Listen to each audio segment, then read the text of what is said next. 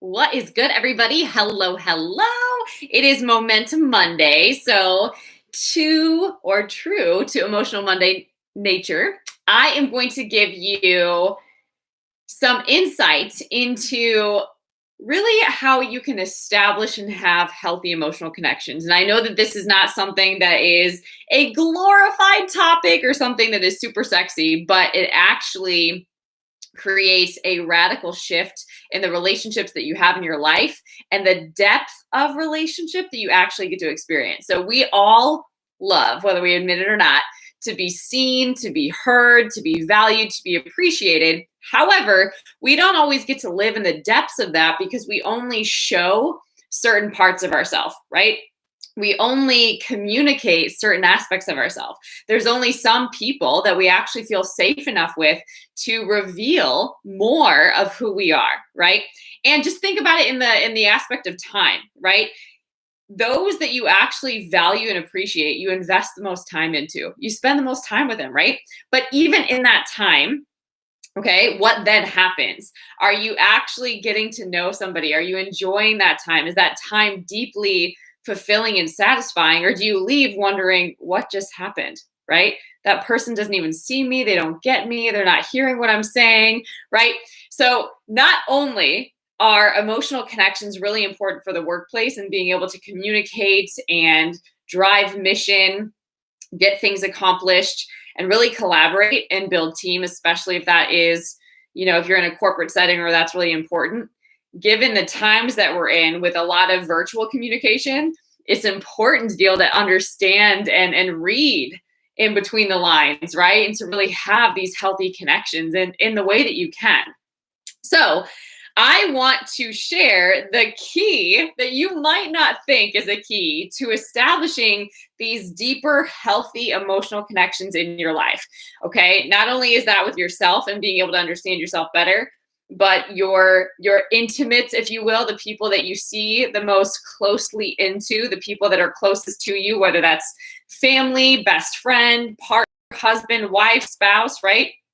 And also workplace and leadership as well. This is really important when you are a mentor, and it really is to being a servant leader as well. So without further ado, the answer is vulnerability. This is probably not the word that would help you develop depth and intimacy and emotionally healthy connections, but it absolutely is. A lot of times when I've heard about vulnerability, I've heard about it as a weakness, right? Like you don't want to be transparent. You don't want to be vulnerable. That's a weakness. Like people can't see your weakness. You need to show them that you're strong, that you're independent, that you got it together. And really, I found that the most powerful and strong and open and whole people are vulnerable people. It is wild. So I wanted to just give you some habits of vulnerable people too, so that you can start to see, wow, this is something that you cultivate. It's not a weakness, and it actually is truly empowering, right? So we're gonna flip the script, so to speak, on how negative vulnerability can be and how it's actually a very positive trait and a key to healthy connection. Okay, so really what it means to be vulnerable, to give you a snippet of what I believe that means, it's really showing the world who you are and being confident of who that is, even if that means you're not going to be accepted, right? And doing the best that you can, even if the outcome is uncertain, right? Going all in, right? So I want to share ways that we can be vulnerable in this culture that makes it seem like we can't, okay? So these are just gonna be, I'm gonna give you 8 habits, all right, that vulnerable people practice from my notes here. So number 1 is vulnerable people try new experiences. So if you think about doing something bold or brave or daring or courageous and something that you've not done before, that requires stepping into the unknown intentionally, right? So probably the most important characteristic of vulnerable people is this openness to try something new when you don't know what's going to happen, right? I can share times in my own life where that's happened. I have moved across the country several times. And on all of those moves, I had divine inspiration to do so, or maybe an intuitive hit to take that action, but I had no clue what was going to happen on the other end of that action. So, an example, moving to New York, I had no idea what was going to happen when I actually went through that move and what the day-to-day life was going to be like and how I would handle that. Would I figure it out? Would I meet people? Like, what is this going to look like? I have no idea. I moved to California to go to grad school in an industry that I knew nothing about. I moved to Austin without knowing anybody and without knowing exactly what was going to happen when I moved there, but knowing that I had to go. Like, I just had this need to go. So moves, cross-country moves and following inspiration are big. I've done it with hobbies as well. So, anything from learning how to DJ to taking a dance class to, trying something that's going to put me in a situation where I don't know how I'm going to react. Like, I don't know what this is going to feel like, but I'm going to try it and we're going to see how it goes. And I'm going to expect the best, right? So that is a really important characteristic. I mean, and those are examples of things that you can do. Something as small as trying a random art class, taking a photography class, something like outside of your like realm of experience. Like, I once did an art therapy class. I don't know if I would do it again, but like, I showed up for all of the weeks of this course and actually like gave my all and enjoyed it and enjoyed that time for what it was and could see how like healing and grounding that could be. But that wasn't my form of expression that I was really drawn to, right? But I wouldn't know had I not done that. So something as small as taking a class, could be moving to another city. It could be, going on a solo vacation. I've done that several times. In fact, I usually do annual birthday solo trips only because I think it's really important to do a lot of reflective, quiet time. I think it's important to facilitate that for myself, to really like mind my soul and reflect on the year, and then also reflect on priorities and where, if anywhere, I want to make adjustments. So I've always found that is something that really empowers me and I'm better for it. So that's an example of a habit. Vulnerable people try new experiences, okay? So those that feel like they can't be vulnerable just will not even drift outside their comfort zone. They just won't even do it, okay? Number 2 is they don't avoid negative emotions. And I think this is why vulnerable people get a bad rep, because they express themselves, right? They are open in being transparent with what is on their mind, with what they are feeling and experiencing, what's going on in their heart, right? You don't have to guess, like they will tell you.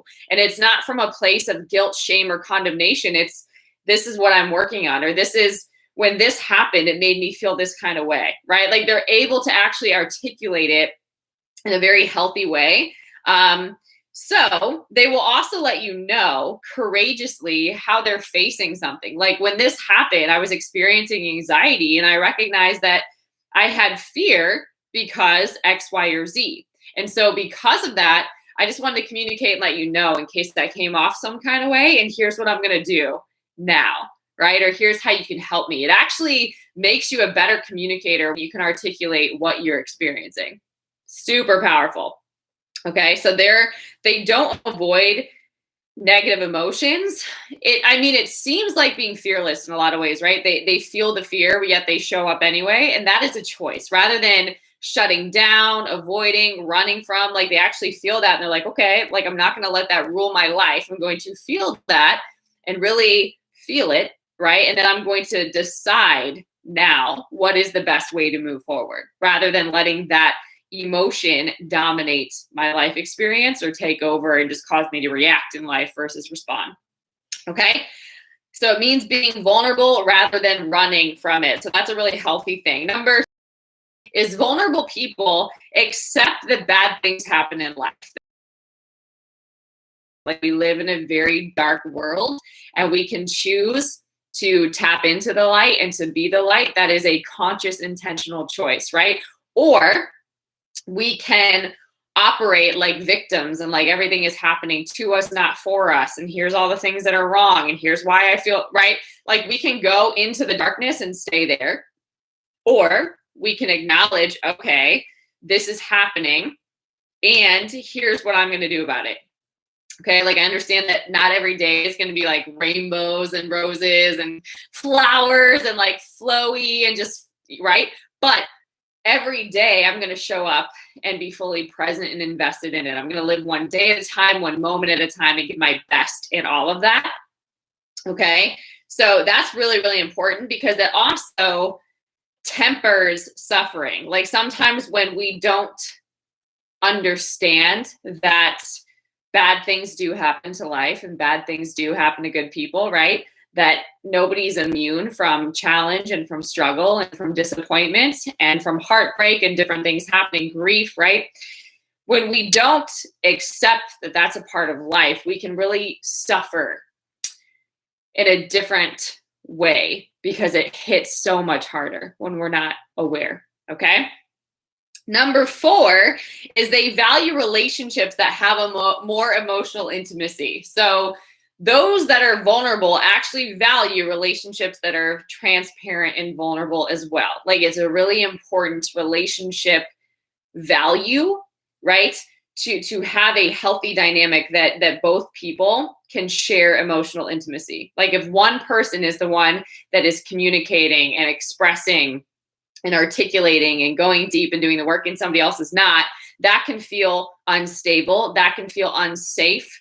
You can't have the same level of intimacy and trust, right? Like if one person is willing to go there, but the other one can't or won't, there isn't that connection, and that one person usually is going to be unsatisfied. Okay. So being vulnerable can improve a partnership, and it feels best for somebody that is willing to be vulnerable and is that open to have somebody else that's able to reciprocate that. Okay. So those types of relationships usually thrive because there can be conflict, there can be challenge, there can be even differing opinions, but it's not the end of the world. Like we can still discuss things. We can arrive at different opinions, but we can still maintain our love for that person without turning into a really dramatic event, right? So vulnerable people seek relationships. People are capable of dwelling with one in feelings rather than requiring one to suck it up and just get over it, okay? So where it might appear like just sucking it up, which is really just repressing your emotion or just being silent and not communicating, where it might seem like that is a wise and healthy thing to do, the danger with that is when you push things down, inevitably, something's going to trigger that to come up. What is in you will come out of you. And it's usually not when you want it to. It's usually not in the most opportune time. The other thing with that is if you learn to suppress, right? And then you won't be able to actually articulate how you feel in really healthy ways, and you'll just silence your voice. And that's never a healthy thing. You can never be happy when you're silencing your own voice. Okay, number 5, vulnerable people connect with strangers. And this can seem strange, right? If you were one of those children that grew up with parents that said don't talk to strangers, and for good reason, right? But open individuals have a way of putting themselves out there. So if you ever have to do icebreakers, at a new job situation, or even, at airports, you can say hi to somebody at a grocery store. You can give somebody an encouraging word or compliment them. Vulnerable people are more open to their surroundings and more likely to actually be able to connect with strangers, okay? Number 6 is that vulnerable people make really great leaders, okay? So when you're more open and transparent as a leader or manager, other people can relate with you. They can really glean more from you. They can have greater understanding of who you are, and it creates a healthier work environment. It creates an environment where you actually can look up to and understand and really relate with your leader rather than feeling cold and disconnected and kept at a distance. So it really creates a different environment that really encourages collaboration as well. Okay, so you can actually be a human the best way that I can say this, maybe it's not the best way, but you can be a human, not a robot, right? Like when you are around people that you can't quite get a read on, you can't quite understand them, they're not really communicating with you, they're asking all these things from you, it feels really cold, right? And so that's not always the most healthy work environment if you want to get out the best of people. Number 7, I got 2 more here. Number 7, vulnerable people are actually kind to themselves. So they're not practicing self-hate. They're not numbing their feelings and emotions. They're not ignoring what's going on in themselves. They're actually really good at being able to take care of themselves and to put a boundary in place and to hold that boundary. They know who they are. They know what they value. They know when they need to take a step back. They're not easily just influenced by keeping up with the Joneses or 10xing everything just to keep up with what everybody's saying. They're more led to be in alignment and in tune with what they need because they know that that's the way that the very best and the excellence can come out of them. And then lastly, number 8, they embrace their vulnerability. Vulnerable people embrace their vulnerability. So they don't look at it as a flaw, okay? And it's actually the place where if you can be vulnerable, it opens the door to being able to be whole. There's actually Brene Brown studies shame, and she does a lot of work on vulnerability. She has a great book about the power of vulnerability, and she says that vulnerability is the birthplace of joy, of creativity, of belonging, of love. So if you're not, think about this, if you're not tapping into this place of being vulnerable, this place of being uncertain, this place of unknown, this place of I am unsure, but I'm okay and I can sit in this and be okay. If you're not tapping into that place, right, then you're also not being able to tap into joy and creativity, belonging, and love, okay? So what I love about joy too is it's not some fleeting emotion, sometimes like happiness can be, and it's not based on the external. It's based on internal intangibles, right? The Bible says that the joy of the Lord is your strength. Okay, so what that means is I don't have to feel joyful in order to activate joy. That is my strength. I can choose to activate joy because in my vulnerability, I can see, ooh, I feel weak right now. And in order to feel strong, I'm going to activate my joy. Okay, that's powerful. All right. And then also being vulnerable and being able to go into these different emotions, which can feel unsettling, that is extremely powerful when you think about writers and filmmakers and artists and musicians. Some of the best work has come from a place of vulnerability. They would have never tapped into their power, their treasure, their gold, if you will, if they weren't willing to be vulnerable and to express what is going on inside of them, right?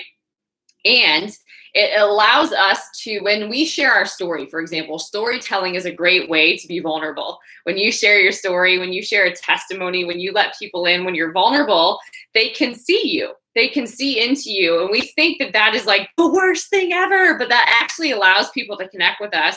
And we have a sense of belonging. Like they're like, I can relate with you. Thank you for sharing that. So I'm not alone, right? I thought I was the only one experiencing that. And it also allows you to go into deeper places with other people and to experience being loved in your discomfort. So that's a really powerful, beautiful place. But it's really, I think what we don't realize is that to be human is to be vulnerable, right? The lie is that to be human is to be in control. To be human is to have all the answers. To be human is to be the very best, right? But all of that is just a wall that really prevents you from experiencing the depth of what life has to offer, right? So my challenge to you on today is to think about how you define vulnerability and where you sit with that, right? So there's actually a definition of vulnerability that says exposed to the possibility of being attacked or harmed. So for example, If you are vulnerable to be in a relationship again, there's a chance that it might end with separation, right? That you guys might not stay together. Vulnerability is something that many avoid due to the fear of being judged or hurt or failure. To be vulnerable means to put yourself out there, to be open to possibilities and opportunities. So my encouragement to you on today is to assess where you stand with vulnerability in and of itself. What is your definition of vulnerability? Do you value it? Do you resist it? Where are you at with that? And then explore for you, what does it look like to be vulnerable, right? What does that look like for you to let people see into you in greater ways? How would your leadership change if you were more vulnerable and if you practice that? How can you encourage that out of people that you're in relationship with? How can you make it more emotionally safe to be with you, right? So I want to encourage you that you can lead the way with this, and that there's so much value, and some of the most beautiful experiences come from being vulnerable if you are bold and courageous enough to step into your own vulnerability. So I will leave you with that. That is the encouragement that I have out of this Momentum Monday word. If you would like more content like this, if you're digging what you see here, make sure that you go to julianapage.com. I have a self-mastery course, so it really helps you do all of this like internal work to really mine your soul for gold and grow in that confidence. There is also coaching programs and different books available, and I do a weekly podcast as well that you can tune in and subscribe to called Spirit-Filled Real Talk with Juliana. So go check those things out. If you haven't yet, make sure that you like this video and that you also subscribe, and you can also copy the link and share it with a friend. All right, guys, until next time, stay blessed.